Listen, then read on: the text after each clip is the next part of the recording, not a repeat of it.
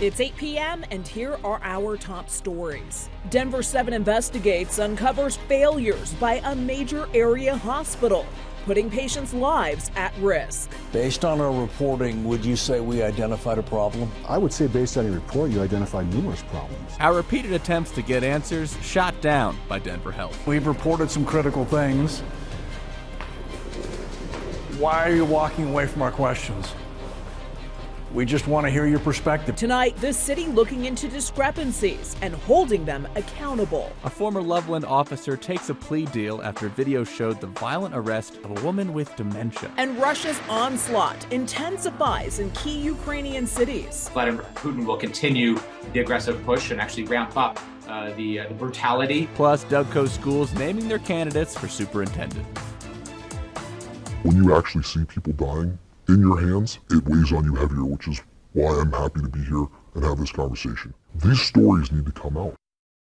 Dangerous delays in responding to 911 calls and paramedics pressure to bypass qualified hospitals with critically injured patients. Now Denver city leaders demand answers following 8 months of reporting by Denver 7 Investigates. Good evening and thank you for watching Denver 7 News on Local 3. I'm Jessica Porter. I'm Danny New. After today's meeting of the city's Public Safety Committee, several city leaders are demanding answers from Denver Health about their fractured relationship with the fire department. Chief Investigative Reporter Tony Kovaleski begins our coverage tonight. He says they want Denver Health to explain failures to put patients first and to quickly respond to 911 calls. Do we have calls for service that come in and the unit is not assigned because the unit's not available yet? Denver city leaders make sure that we have better response times. Asking tough questions. There has been some concern about response times. Placing Denver Health on the hot seat. Critical questions about paramedic response times and a secret culture pressuring paramedics to bypass other level 1 trauma centers and returning critically injured patients only to Denver Health. We're not perfect. We have opportunities to improve. That has been a consistent talking point from leaders at Denver Health. We know we have challenges. We want to do better. We will do better. But ultimately, the question remains, will Denver Health make changes? A question shared exclusively with Denver 7 by several paramedics and Denver firefighters. What are these emails saying?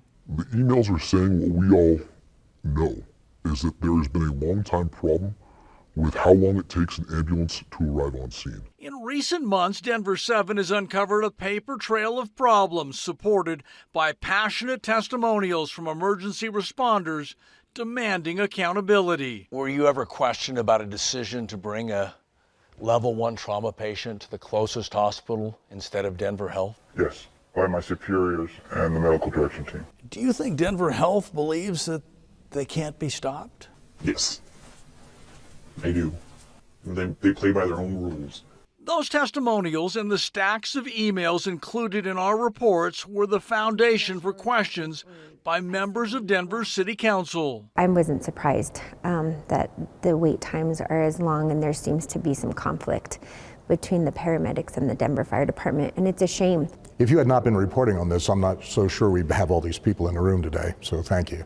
Which led us to the question, will Denver Health make changes? Dr. McVaney, Mr. Wiskevich, are you available for? A question we had for Medical Director Kevin McVaney and the hospital's chief paramedic. We've reported some critical things. Why are you walking away from our questions?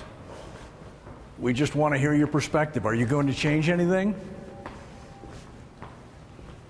Sounds like the answer's no. Dr. McVaney did not answer why he's preventing licensed and trained firefighters to support paramedics on calls. Council members now asking to look closer at the contract between the city and Denver Health. There are also 2 other bills being debated at the state capitol that focus on investigations Tony has uncovered. The first would allow unannounced inspections of funeral homes and crematoriums during business hours. That bill advanced out of committee. The second would increase requirements for releasing certain criminals on personal recognizance bonds, but that bill died in committee. And if you'd like, you can find all of Tony's previous reporting right now on Denver 7 Plus for your streaming device. A former Loveland police officer is taking a plea deal for the violent arrest of 73-year-old Karen Garner in 2020. These pictures from the Loveland Reporter-Herald show Austin Hopp in court today. He pleaded guilty to a lesser charge of second-degree assault. The original 2 felony and 1 misdemeanor charges were dismissed.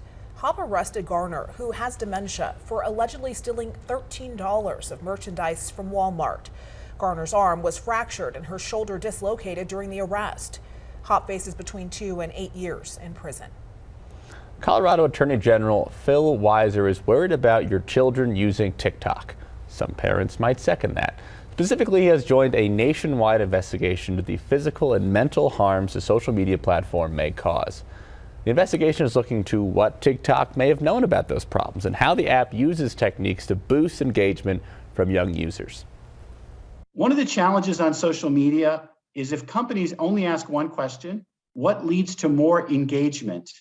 That one question might actually involve people engaging with content that hurts them, because sometimes content that takes you down a rabbit hole that can harm your mental health. Similar investigations have been launched into other social media platforms, such as in May 2021, you may remember a group of attorney generals urged Facebook to abandon plans to launch a kids version of Instagram.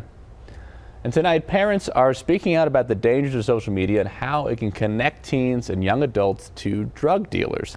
One mother reached out to Denver 7 after her daughter was sold drugs through the app Snapchat.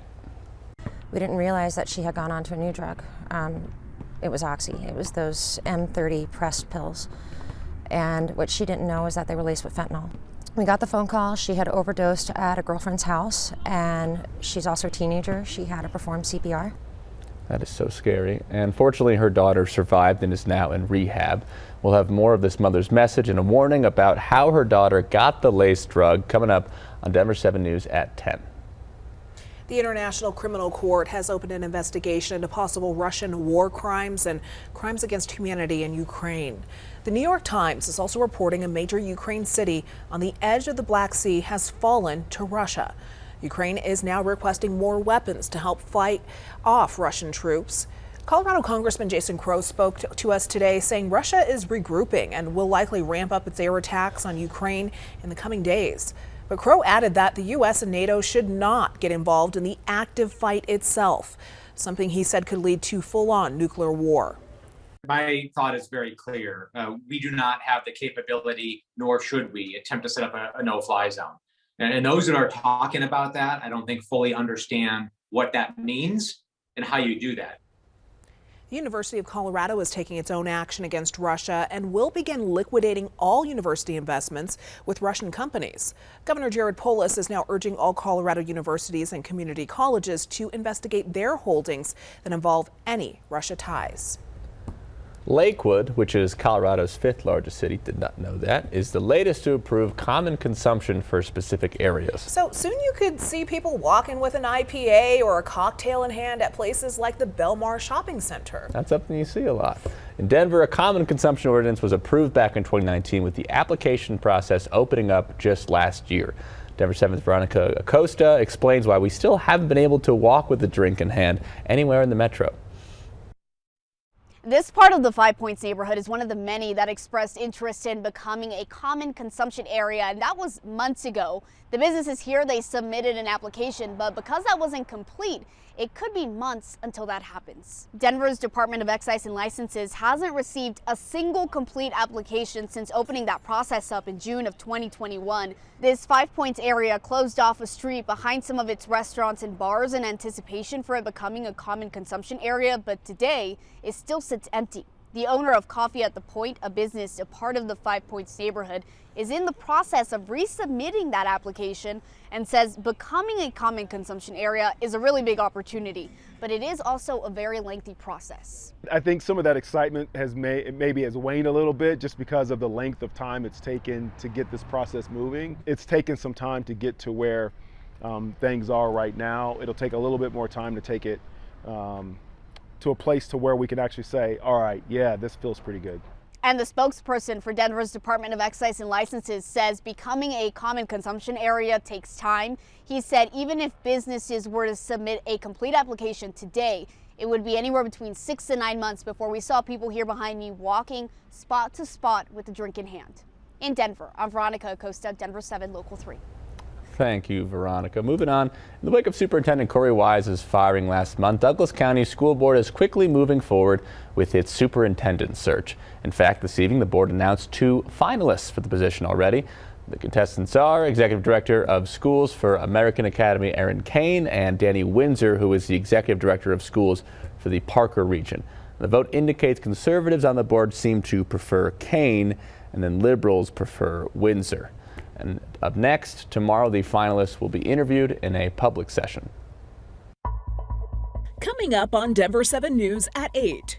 Spared by the fire, but not the smoke. We are the silent victims. I mean, people just think, well, your house is still standing, you're fine. Denver 7 Gives helping Marshall fire victims finally return home after toxic smoke pushed them out. The MLB lockout continues. We're taking an in-depth look at players' demands. You have players who really have a tiny work-life expectancy. And how a baseball-less season could impact the Mile High. Those bars and restaurants in the area who count on that foot traffic are looking at maybe another disappointing year.